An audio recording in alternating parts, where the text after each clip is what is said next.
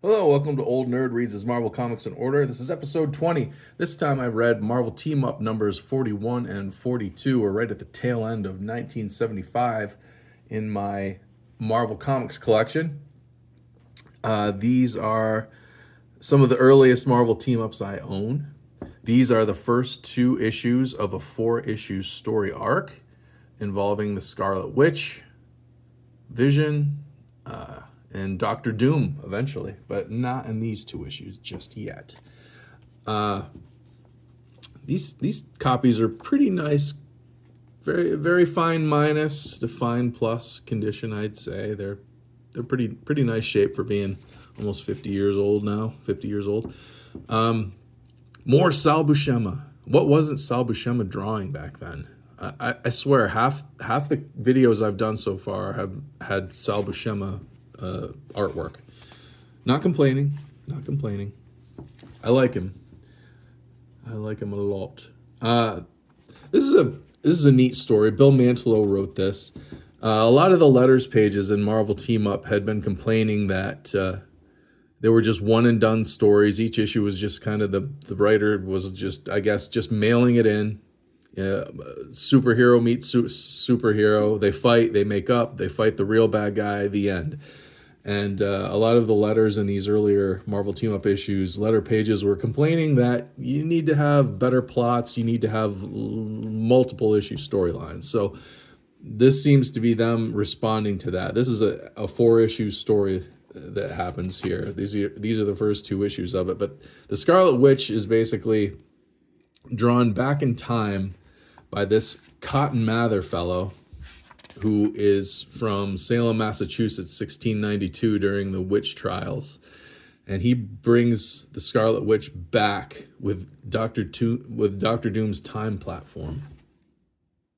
And but not before the Scarlet Witch is able to send out a magical hex signal flare, basically, that grabs Spider-Man and pulls him along with her to 1692. So they fight Cotton Mather. He has some kind of strange powers anyway. Here's Doctor Doom's time platform. They're going back in time on it. This is so cool. Zane Grey hardcover books you could have gotten back in the day. That would have been I would have been all over that if my parents would have let me, and if I'd had the money for it, I would have gotten those. Those are cool. Anyway, yeah, they bring the house down on top of Spider-Man before they go back in time, but Scarlet Witch just barely manages to save him by cleverly placing some cross beams above him so that he doesn't get completely crushed by the rubble of the castle. He makes it out. Oh, my mom had this exercise thing. It was attached to the door in our living room. Never got used, but it was there for years. And then Spider-Man, he jumps on the time platform. He finds out there in 1692, jumps on, and he goes back. And what do you know? Scarlet Witch is about to get hung, burned alive by the denizens of Salem, Massachusetts. And then then Vision shows up, and it's not explained how he shows up, but he does show up. And that's the end of this issue. Next issue, we pick up where we left off. It's a great splash page. But they're all jeering. The crowd is all jeering them up on the gallows.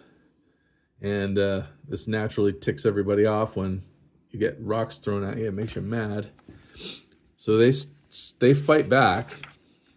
But they don't want to hurt them, of course, because they're superheroes and they don't want to hurt the normal people. But then one of these lunatics takes out his blunderbuss and just about shoots Scarlet Witch right in the head.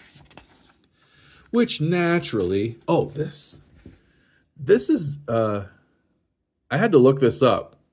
This is Jack Kirby. These toys. I don't remember these toys. I don't know if I've ever seen them anywhere. Must have been pretty short-lived, but Jack Kirby did this artwork. Pretty interesting. Some of the work he did after he left Marvel and was working at DC, and he was in animation, and apparently he was doing toy design as well. But yeah, Scarlet Witch almost gets shot in the head, which really upsets the Vision, of course.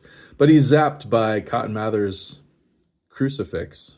Some it's not explained how Cotton Mather has power yet, but they all get tossed in the Salem jail, and this this person helping Spider-Man here is a historical character. He's what is his name? John Proctor. Is that what it is? Is he the famous person from?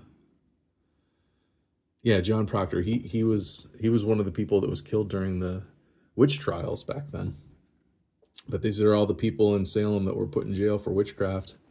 And then he goes on to tell the story of the Salem witch trials, basically, and it's one, two, like a three pages of telling the story of Salem, the Salem witch trials, and how that all went down.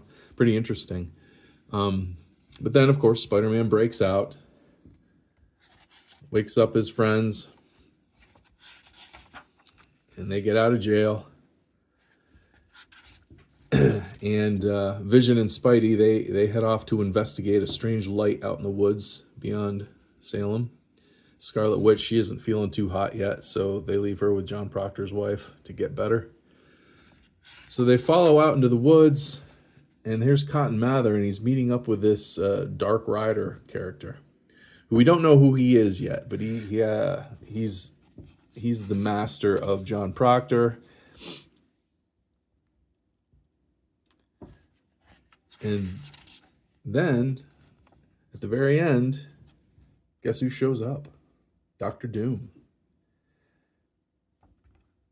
Fantastic cliffhanger. But yeah, I love these Marvel team-ups. Man, I love these. I really loved them when I was younger. Whenever you'd come across one, Spider-Man and one of the other heroes, it was always such a neat concept to me and such a fun story usually. So in the next in a few videos from now, we'll finish this little story arc up. Like I said, there's 2 more issues to go in it. I read it a while ago, and now I'm just rereading it again, so I can't quite remember what happens, but I'm excited to find out. If you know, or if you have any comments about what we talked about here, please put them down below. Like, share, and subscribe. Thanks for watching. I'll see you next time.